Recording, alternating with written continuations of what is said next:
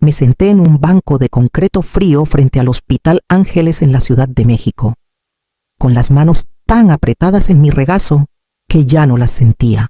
La luz del sol primaveral bañaba la banqueta, ese tipo de calor dorado que debería significar algo, pero dentro de mí solo había estática, un zumbido sordo de dolor que no dejaba espacio para el calor.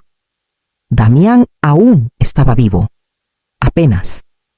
Había estado entrando y saliendo de la conciencia durante los últimos 3 días. Su voz era más débil ahora, su piel casi transparente, y cada vez que lo miraba, me preguntaba si sería la última. Le dije que saldría a tomar aire, pero lo que realmente necesitaba era un espacio para derrumbarme donde él no pudiera verme. Soy enfermera. He estado al lado de la muerte más veces de las que puedo contar. He sostenido las manos de desconocidos mientras partían. Me he quedado después de mi turno para que nadie muriera solo, pero nada me preparó para esto. Para ver a la única persona alrededor de la cual construí mi vida desvanecerse por algo que no podía arreglar. Dicen que el tiempo se acaba lentamente. Mienten. Un momento estás discutiendo por tomar las medicinas a tiempo, y al siguiente estás firmando papeles para cuidados paliativos. Buscamos en todas las listas, seguimos cada pista. Damián fue adoptado, sin hermanos conocidos, sin padres, y el registro. Los doctores me dijeron que esperara un milagro, y lo hice, hasta que incluso eso comenzó a sentirse como una mentira. Esta mañana intentó sonreír. Me dijo que no llorara mientras le sostenía la mano, que no tenía miedo. Solo estaba cansado. Mi hijo, de 20 años, valiente como roca, intentando consolarme mientras su cuerpo lo traicionaba. Besé su frente. Le dije que volvería pronto, y salí de la habitación con la respiración atorada en la garganta. La verdad es que no quería que me viera romperme, porque una vez que lo hiciera, no estaba segura de poder recomponerme. Miré las puertas de vidrio del hospital, viendo a extraños ir y venir, algunos riendo por teléfono, otros sosteniendo vasos de café como si el mundo no se hubiera derrumbado. Yo solía ser una de ellos. Solo una mujer haciendo listas de compras en su cabeza. Ahora estaba contando respiraciones. Froté mi pulgar sobre el anillo dorado en mi dedo, el que nunca me quité, ni siquiera después de que el padre de Damián murió. Había criado a Damián sola, luchado por él sola. Y ahora, aquí estaba, fallándole sola. Una voz detrás de mí llamó mi atención. 2 enfermeras hablando justo a la vuelta de la esquina, sus tonos casuales. Una de ellas dijo algo que me sacó de la niebla. ¿Sabes del chico en la UCI? Se parece muchísimo a alguien que vi la semana pasada en San Miguel de Allende. Damián llegó al mundo antes de tiempo y en silencio, su pequeño pecho subiendo en respiraciones cortas bajo una red de cables. Estaba demasiado aturdida para sostenerlo esa primera noche, apenas capaz de procesar nada más que el hecho de que respiraba. Cuando finalmente lo vi a través del plástico de la incubadora, pensé, es mío, lo logró. Los doctores dijeron que era mi único hijo, prematuro pero fuerte. Me aseguraron, como si eso compensara la forma silenciosa en que llegó al mundo. No lo cuestioné, estaba demasiado ocupada sobreviviendo, enterrada en horarios de sueño y tablas de fórmula para pensar en otra cosa que no fuera mantenerlo abrigado y alimentado. Su padre, Joaquín, estuvo ahí por un tiempo, caminaba afuera de la UCI y me traía café de la cafetería. Pero cuando Damián cumplió 3 años, un infarto se lo llevó mientras dormía. Un momento estaba preparando el desayuno. Al siguiente, se fue. Crecí a Damián sola después de eso. Trabajé turnos nocturnos en pediatría, limpiando heridas y calmando a madres en pánico mientras mi propio hijo me esperaba en la guardería después de hora. Había días en que llegaba a casa y me desplomaba con los zapatos puestos, solo para despertar y encontrar a Damián dormido a mi lado en el sofá, dibujando en el borde de mi uniforme con un plumón. No pedía mucho, tal vez porque desde pequeño vio cuánto me esforzaba, Cuando tenía 10 años, se rompió el brazo en el parque, se quedó ahí, mordiéndose el labio mientras le acomodaban el hueso. Sin una lágrima a la vista, la enfermera lo felicitó por ser fuerte. Él solo dijo: mi mamá dice que el dolor no dura, pero rendirse sí. Creció siendo alguien gentil, pero seguro. Siempre el chico que se quedaba hasta tarde para ayudar a alguien más a terminar un proyecto. Siempre el que los maestros decían que tenía un alma vieja, cuando empezaron los síntomas moretones. Fatiga, falta de aire, pensé que era estrés. Tal vez anemia. Nunca imaginé que su médula estaba rindiéndose. Cada decisión que tomé fue por él. Cada turno extra. Cada vacación pospuesta. Cada festividad solitaria. Era la única persona que me hacía sentir que no había desperdiciado mi vida. Y ahora, viéndolo desvanecerse sin respuestas, lo único que podía hacer era repasar los años como si pudieran ofrecerme algo que me perdí. Desde la esquina, las voces de las enfermeras volvieron a flotar. San Miguel de Allende. Te juro, se parecía a ese chico. Los mismos ojos, la misma quijada. Dirías que eran gemelos, al principio. Pensé que había oído mal. San Miguel de Allende no era un lugar del que se hablara a menos que fueras por antigüedades o a turistear. Las enfermeras detrás de mí seguían charlando, sus voces casuales, demasiado suaves para que alguien más les prestara atención, pero lo escuché de nuevo. Más claro esta vez, te digo. Se parecía al chico en la 412. Los mismos ojos, la misma cara. Fue extraño. Me levanté sin darme cuenta. El corazón en la garganta. Mis zapatos rasparon el concreto y me detuve, forzándome a no girar demasiado rápido. No quería espantarlas. No quería parecer desesperada, aunque la desesperación era todo lo que me quedaba. Una de las enfermeras rió suavemente. No será nada. La gente se parece todo el tiempo. Aún así, dijo la otra, podrían haber sido hermanos. Esa palabra se clavó como un gancho en mis costillas. Hermanos. No había ninguna razón lógica y sólida para creer que alguien en un pueblo a 2 horas de distancia pudiera estar relacionado con Damián. No tenía familia ahí. Joaquín no tenía lazos que yo supiera. Y aún así, sentí que algo encajaba. Una certeza visceral que se negaba a soltarme. Esperé hasta que se fueron. Luego me senté de nuevo y saqué mi celular. San Miguel de Allende. Escribí el nombre en mi app de notas y lo miré por un largo rato. Mis manos temblaban, pero no de miedo. Algo más se había colado. No exactamente esperanza, pero un destello. Un pensamiento que no me había permitido en semanas. ¿Y si alguien allá afuera compartía su sangre? ¿Y si no estaba tan sola como pensaba? Miré hacia la entrada de vidrio del hospital. Todavía podía ver el reflejo de las luces de la habitación de Damián brillando débilmente arriba. Él seguía ahí, todavía esperando algo que no había podido darle. Aún no. Me levanté y caminé hacia el estacionamiento. Con el celular aún en la mano, salí al amanecer. Diciéndole a las enfermeras que necesitaba un día para aclarar la mente. No hicieron preguntas. Creo que podían ver el peso detrás de mis ojos. El camino a San Miguel de Allende serpenteaba entre campos de hierba cubierta de rocío y neblina que se aferraba a las colinas. Conducía con ambas manos en el volante, sin estar segura de si lo que perseguía siquiera existía, pero tenía la foto de Damián doblada en el bolsillo de mi chamarra. Y eso era suficiente para seguir adelante. El pueblo estaba tranquilo. De esos lugares donde la gente aún saluda a los desconocidos y las gasolineras tienen letreros de papel pegados en las ventanas. Estacioné cerca de una ferretería y le pregunté al hombre detrás del mostrador si alguna vez había visto a alguien que se pareciera a esto. Le entregué la foto.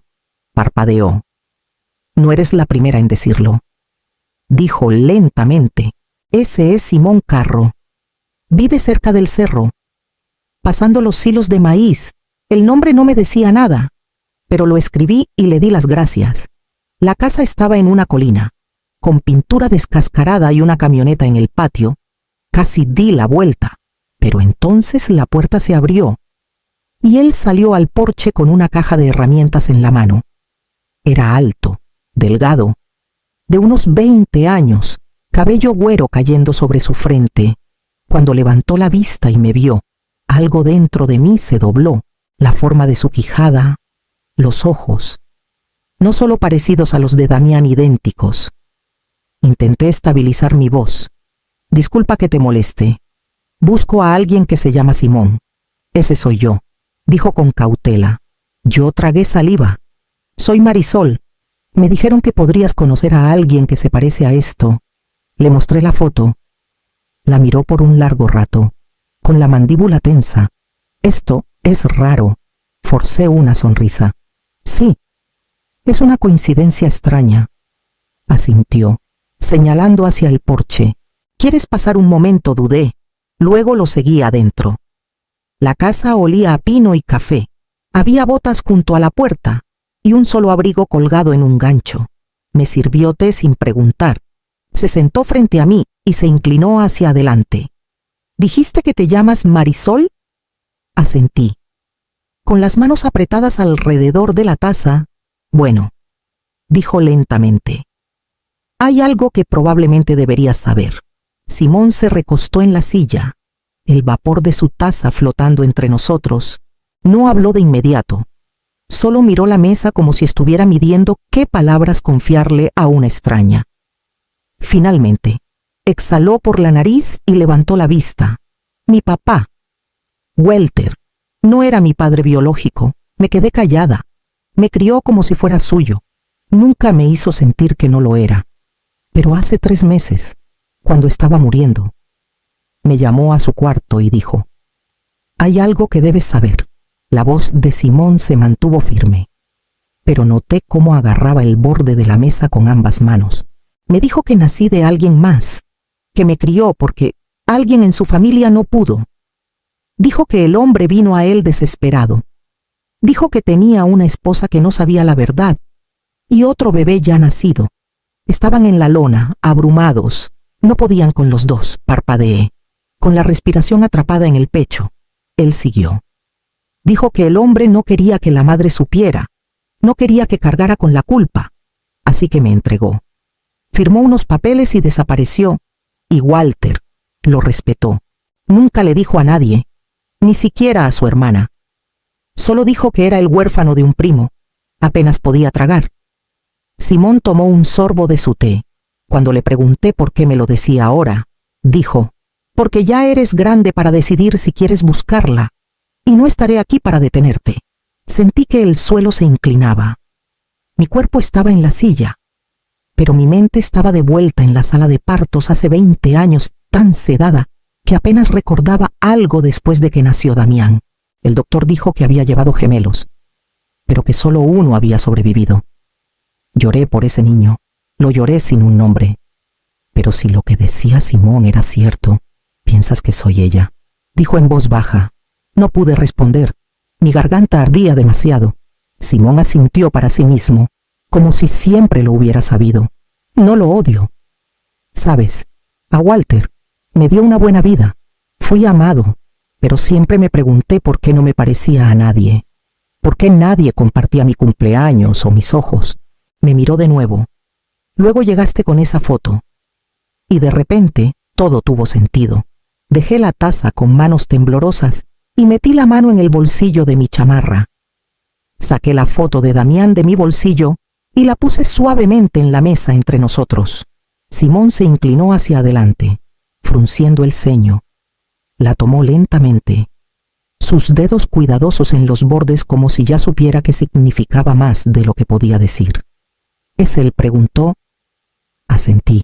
Damián tiene 20 años, igual que tú. Simón no parpadeó. Es mi hijo, continué, forzando las palabras a salir con firmeza. Está en la UCI en la Ciudad de México. Su médula ósea está fallando. Los doctores dicen que no durará mucho sin un trasplante. Simón no desvió la mirada de la foto. Es mi hermano. No fue una pregunta. Nunca lo supe. Dije suavemente. Nadie me lo dijo. Dijeron que solo tuve un hijo, que el otro no sobrevivió. Soltó un suspiro. uno que parecía haber estado guardado por años, y ahora buscamos en todos los registros. No hay coincidencias, no hay familiares, nada. Lo miré, pero tú, si realmente eres su hermano, podría ser lo único que pueda salvarlo. No dudó, ni por un segundo. Lo haré. Lo miré fijamente, las palabras cayendo tan suavemente que casi las pierdo. No tienes que decidir ahora, ofrecí. ¿Puedes pensarlo? No, dijo, aún sosteniendo la foto. He pensado en cosas como esta toda mi vida, preguntándome de dónde venía. Si alguna vez conocería a alguien que se pareciera a mí. Si había una razón para lo que sentía. Solía inventar historias, ¿sabes? Sobre un hermano allá afuera en alguna parte. Me miró. No necesito pensar, lo haré.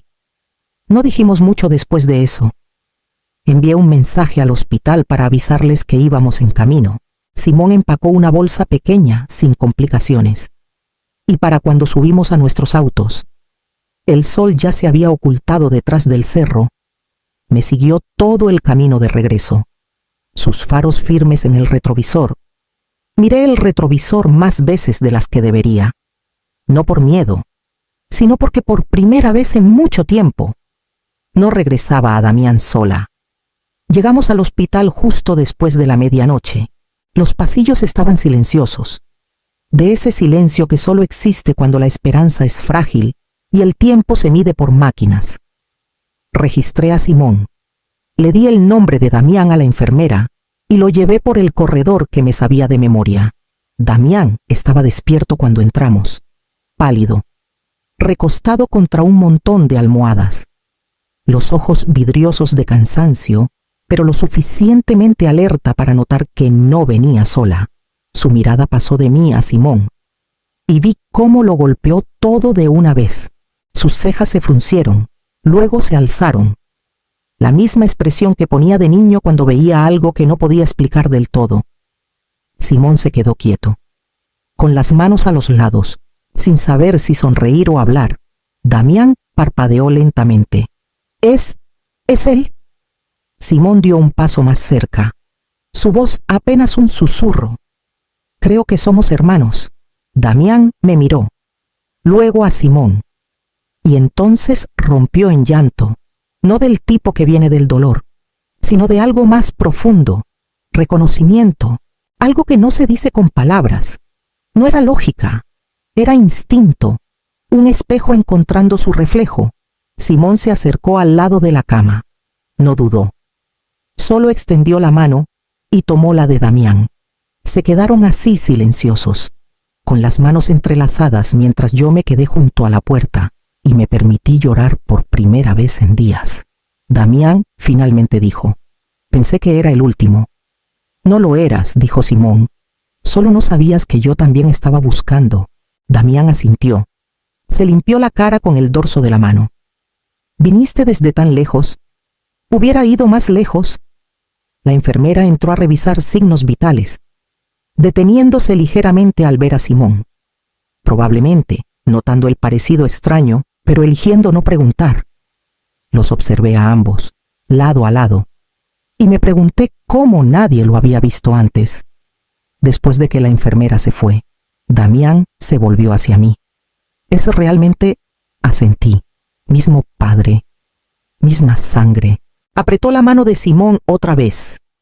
Di un paso adelante y puse mi mano sobre las de ambos. Por primera vez desde que todo esto comenzó, sentí algo más que miedo, algo sólido, algo real, como si el suelo finalmente estuviera firme otra vez. El doctor vendría por la mañana. Comenzarían las pruebas de inmediato. Los resultados de las pruebas llegaron más rápido de lo que esperaba. Simón no solo era compatible, era una de las mejores coincidencias que los doctores habían visto en meses. El hematólogo usó la palabra ideal. Y casi me desplomo en el pasillo al escucharlo. Se movieron rápido después de eso. No había tiempo para procesar, solo para preparar. Simón firmó los consentimientos sin leerlos 2 veces. Damián, aún débil pero más alerta, susurró un tembloroso gracias. Y Simón solo asintió, como si fuera lo más natural del mundo. El día del procedimiento, Me senté en la sala de espera entre dos habitaciones. Un hijo dando, otro recibiendo.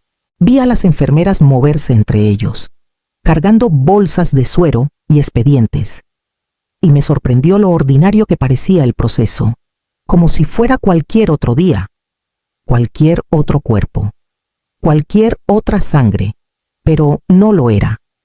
Había perdido tanto tiempo, años, que no sabía que faltaban. Crié a un hijo creyendo que era todo lo que tenía, sin darme cuenta de que otro crecía bajo un tejado diferente, tallando muebles con sus manos y preguntándose por qué no se parecía a nadie en su familia. Podría haber estado amargada por eso. Podría haberle gritado al hombre que tomó esa decisión sin mí. Pero sentada ahí, con Damián estable en recuperación y Simón descansando a unos pasos, no sentí nada de eso. Solo asombro, asombro de que algo roto hace tanto tiempo aún pudiera repararse.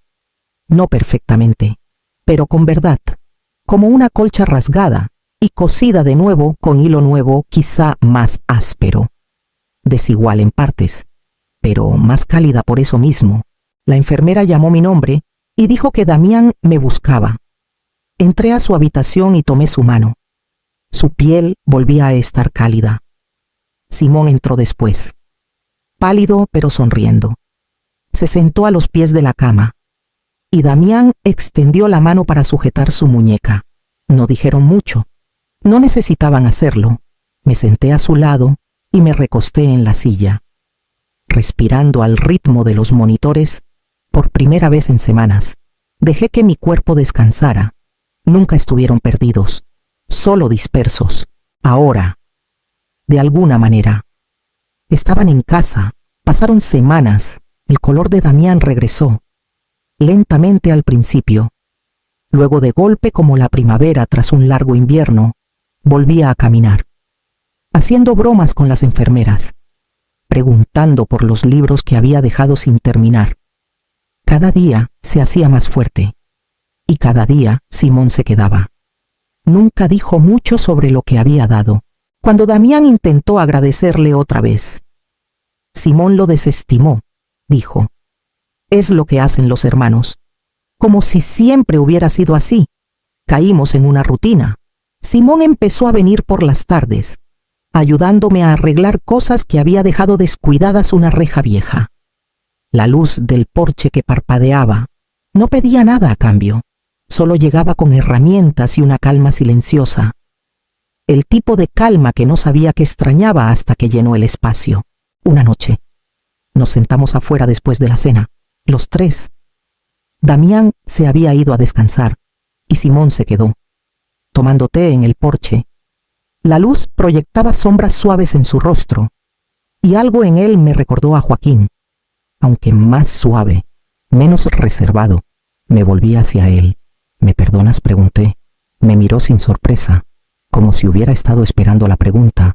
«Nunca te culpé», dijo. «Tú no sabías». Yo no sabía, solo no sabía de dónde venía. Y ahora sí, asentí, tragándome el nudo que subía por mi garganta. «Ojalá tuviera más que darte que este porche y estas noches tranquilas». Simón sonrió, suave y seguro. «Me diste un nombre». Nos quedamos juntos en el silencio de todo eso, con luciérnagas parpadeando en el patio, el aire quieto y amable. Adentro, la risa de Damián se escuchó débilmente a través de la puerta de malla, y por primera vez no sentí que tenía un hijo y una pieza faltante. Sentí que tenía dos hijos y un hogar lleno de luz.